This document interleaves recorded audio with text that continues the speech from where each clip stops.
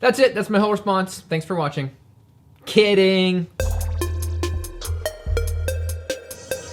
Hey, it's Mike here, and today I quickly wanted to talk about Trump pulling the US out of the Paris Climate Agreement, of which 194 of the world's 196 countries had entered. Literally the only two that hadn't were Syria, who was too war-torn to make a decision, and Nicaragua, who was like, this is way too weak. There isn't even any enforcement for not reaching the goal. Come on, guys. Now, the world's second largest emitter of greenhouse gases and sadly a policy trendsetter, the US, has officially dropped out, with Trump pointing to a loss of jobs as one of the reasons, which is pretty ridiculous considering there are twice as many jobs in solar as there are in coal, according to this Department of Energy paper. And all these clean energy jobs are expected to rise, but coal jobs have been declining essentially for the last 65 years. Oh, but isn't there a new coal plant opening? So many jobs. Nope, actually 70 jobs. So we are essentially committing job suicide in the name of jobs.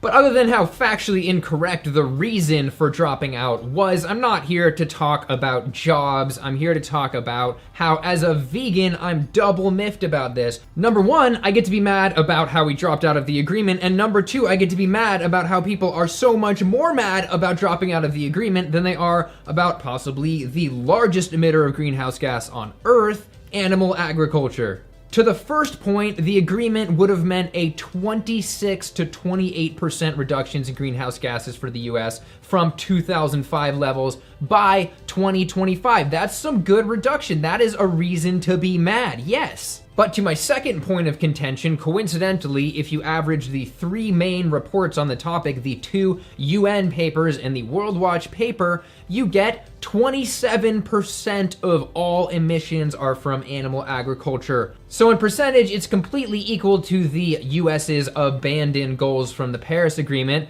but we're talking about the entire planet here. We're talking about over a quarter of the world's greenhouse gas emissions. So if you are at all mad about Trump pulling out of the climate agreement, then you should definitely be mad about animal agriculture. So if you haven't already, you might as well stop supporting it in the grocery aisle and with your fork in general. So let's match our level of outrage to the numbers. If only emotions worked like that, the implications for democracy. And getting a little sociological, I think part of the reason that people aren't more mad about the emissions from animal agriculture is because it's difficult for people to look in the mirror, look at something that they don't want to see about themselves. People have cultured such a strong disconnect between eating animals and the effect it directly has on animals, probably to mitigate guilt, that it is no surprise that they can't objectively look at other effects that animal food consumption has, in this case on the environment. And I will have to cover that in my upcoming and popularly requested cognitive dissonance video. All right, enough about concerns. Let's end on a hopeful note, and that is that, well, we might not be able to rely on the US government to lower emissions.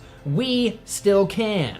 It's pretty cool that we can essentially instantly lower our footprint, possibly by around a quarter, by just not eating animal products. And we can also save animals and have health benefits at the same time. Sign me up! Okay, yeah, I'm already signed up, but the point is, if more people sign up and change their diet, then we can all collectively reduce those emissions, which would be a reduction far beyond what the US would have reduced through the climate agreement. All right, so in summary, the so-called reasons for pulling out of the climate agreement were completely factually incorrect. The amount of emissions that would have been saved worldwide by the US staying in the agreement is completely dwarfed by the amount of emissions from animal agriculture worldwide. Not that you shouldn't be mad about both, you should be mad about both. And finally, that individually, the single most effective thing you can do to reduce your greenhouse gas emissions quite easily is to just stop eating animal products.